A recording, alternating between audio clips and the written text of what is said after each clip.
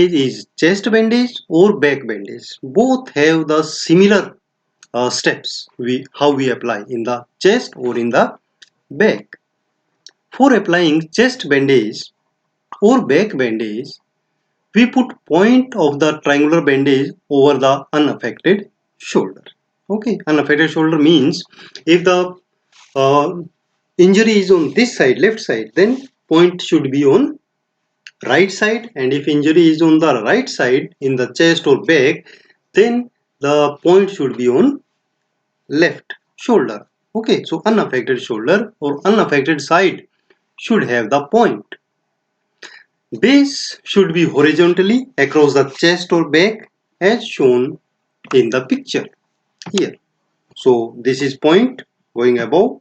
It means the part which is affected is here, slightly towards left side.